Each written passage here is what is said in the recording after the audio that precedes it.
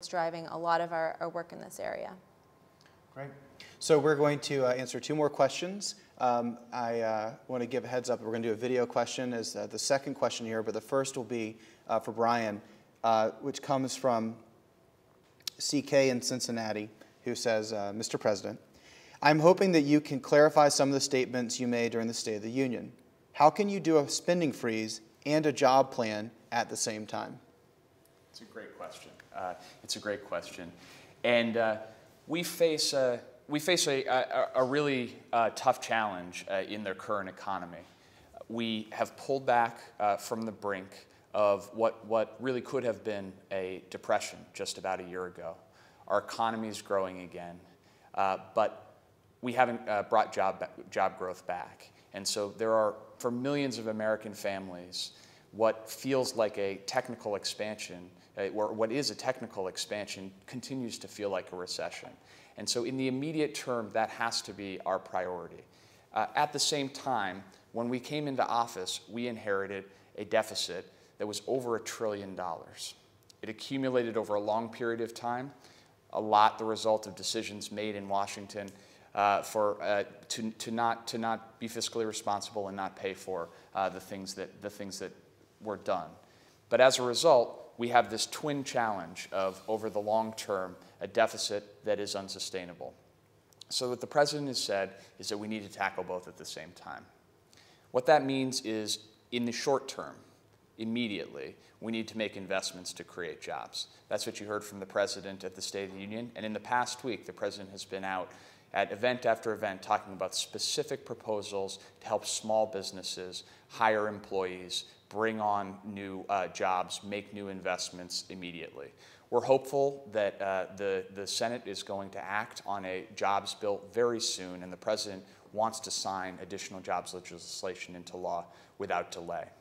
But at the same time, we don't believe that we can wait to start to take the tough steps that will need to be taken down the road to rein in the deficit and ensure that we retain a level of confidence in our economy and our economic stewardship. That's what the freeze is about. It's saying, starting in the fiscal year 2011, that we should freeze discretionary spending, the spending that's outside of that which we spend on national security, including veterans, that we should freeze it for 3 years. So in the immediate term, we make some investments that will help job growth get going. But as we move forward, we have to live within those means and not continue to spend beyond that. One important final point, though, is when you freeze spending overall, that doesn't mean that you freeze absolutely everything. What it means is you make some investments somewhere and you cut back in other places. What it is fundamentally is a disciplining tool. It says you've got to live within your means, and if you're going to make an investment, for example, the President has talked about some very substantial, in fact, historic investments that he wants to make in education because he sees it as a priority. But the President has to be accountable. If he's going to make those investments going forward over the medium term, he's also got to show the American people what government programs he's going to cut back, what education programs he's going to consolidate or eliminate because they're not working. So we believe you can't wait to show how we're going to impose that discipline on ourselves going forward. But we believe that the strategy, it's not easy, but it's exactly what we need to address the economic crisis. Okay. So our last question's a video. Let's give it a second to queue up, and then I'll play it for you guys. Good?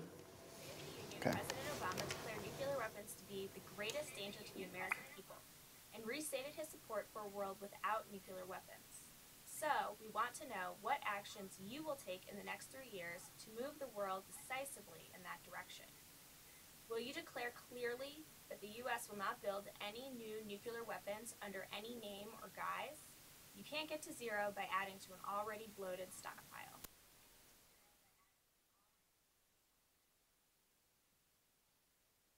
Thanks, Walt. It's a great question. The President has made reversing the spread of nuclear weapons a centerpiece of his national security policy. And what he has also said is we must seek the ultimate goal of a world without nuclear weapons, understanding that we're not going to reach that goal anytime soon, but that the only way you can enforce non-proliferation regimes around the world, the only way that you can mobilize efforts to secure all loose nuclear materials so they can never fall into the hands of terrorists, the only way that you can secure the United States is if you're moving in the direction of zero. We have a number of steps that are already in motion and several more that we plan to pursue within the next 3 years, as you identify, to pursue that goal.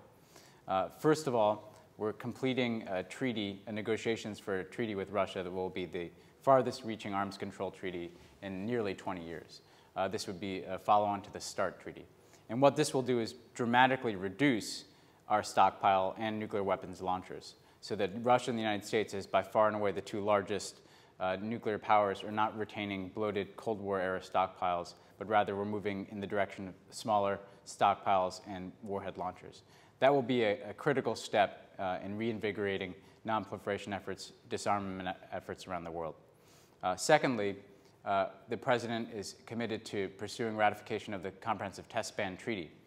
This would be a treaty that dates, frankly, all the way back, the original idea for it, to the time of President Kennedy, but the world has never fully come behind it. President Obama wants to reinvigorate that effort. This would ban the testing of any new nuclear weapons, which would obviously provide a very important tool in restricting the further proliferation of these weapons around the world. Thirdly, we're seeking a global treaty that would ban the production of the fissile material that is needed to produce a nuclear weapon. So as you see, he's putting in place different blocks, banning testing of these weapons, also banning production of the kinds of material, fissile material, that is necessary to build nuclear weapons. So these are several steps that are part of a broad non-proliferation agenda that will move towards a smaller stockpile and move towards that ultimate goal of no nuclear weapons. Now, within that, we're also taking other steps concurrently to secure the American people from this threat. In April, we'll have a nuclear security summit, which will bring 44 nations together here in Washington to discuss how we're going to reach President Obama's goal of securing all loose or vulnerable nuclear materials around the world within 4 years. The problem here is that you have facilities, material that aren't entirely secure in different parts of the world. We know, for instance, terrorists are trying to acquire these weapons, and if they could ever use it, of course, it would possibly have catastrophic consequences. So this is the first order of business, to get countries to take measures to secure all of this material. Secondly, though, we need to strengthen the Non-Proliferation Treaty, which is the treaty that is in place to stop the spread of these weapons and, again, to move towards that goal of a world without them. This treaty has 3 components.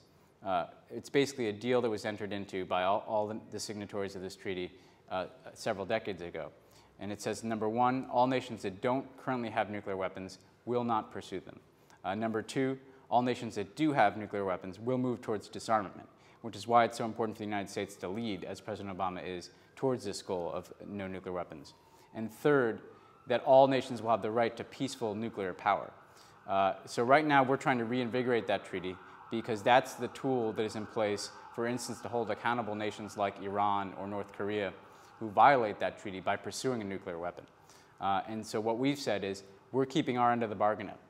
We're moving in the direction of reducing our nuclear stockpiles, but Iran and North Korea and countries like that are not allowed to break the rules and must be held accountable, for instance, through stronger sanctions when they do.